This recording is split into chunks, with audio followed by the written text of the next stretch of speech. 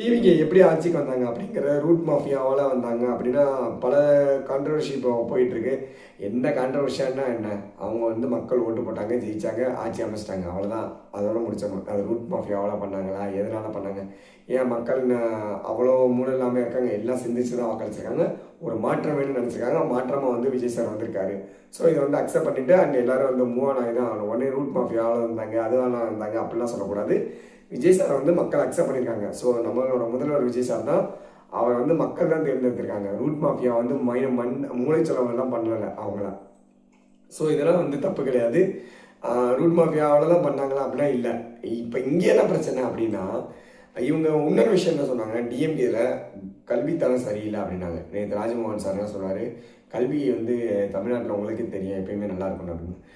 மருத்துவ வசதி சரியில்லைனாங்க. அங்கே சுகாதாரத்துறை அமைச்சர் என்ன சொன்னாங்க, மருத்துவ வசதி தமிழ்நாட்டில் நல்லாவே இருக்குது, மற்ற மாநிலத்தை கம்பேர் பண்ணும்போது நல்லாவே இருக்கு அப்படின்னு. இப்படி அவங்க சொல்லும் போது எல்லாமே வந்து டிஎம்கே ஆட்சியில் நல்லா தான் நடந்திருக்கு அப்படின்றத திரும்ப திரும்ப சொல்லிகிட்டே இருக்காங்க. அப்புறம் எப்படி இவங்க மாற்றோம் அப்படின்னு கேட்குறீங்களா? இவங்க அந்த இதில் போய் பிரச்சாரம் பண்ணியிருக்காங்க.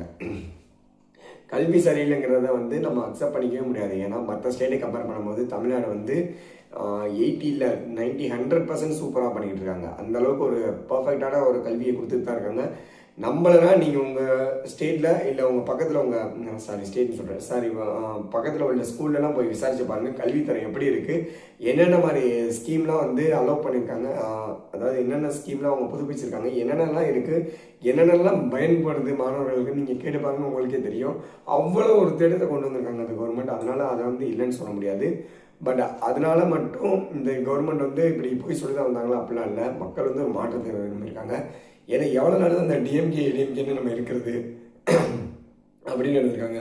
அப்போ ஏன் வேறு கட்சிக்கு போகலன்னா, வேறு கட்சிக்கு மேலே மக்களுக்கு நம்பிக்கை இல்லை.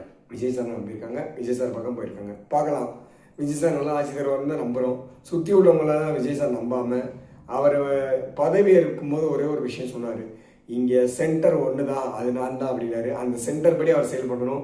சுற்றி என்னென்னமோ பண்ணிக்கிட்டு இருக்கானுங்க, அவனுங்களும் கொஞ்சம் கண்டித்து வைங்க சார். கேட்டால் எல்லாரும் நான் ஆளுங்கட்சின்னு சொல்லிட்டு தெரிஞ்சுட்டு இருக்கானுங்க. உங்களோட அமைச்சரே சில பேர் அப்படி தான் தெரியுறாங்க. அவங்களுக்கும் நீங்கள் கொஞ்சம் கண்டிஷனை போட்டு எப்படி பேசணும் அப்படிங்கிறத சொல்லிக் கொடுங்க சார். அவங்க பேசுகிறது இருக்கட்டும் சார். நீங்கள் எப்போ சார் ப்ரெஸ்ஸை மீட் பண்ணுவீங்க? இதை கேட்டால் நம்மள திட்டுவாங்க. அவர் ப்ரெஸ்ஸை மீட் பண்ண என்ன மீட் பண்ணலாம் உனக்கு என்ன அப்படின்பாங்க. அவர் ஒரு சிஎம், ஒரு காமன் மேன். நான் வந்து கேள்வி கேட்க தான் செய்வேன். அவர் எப்போ ப்ரெஸ்ஸை மீட் பண்ண போகிறாரு, அதுக்கு நான் ஆவலாக தான் இருக்கேன்.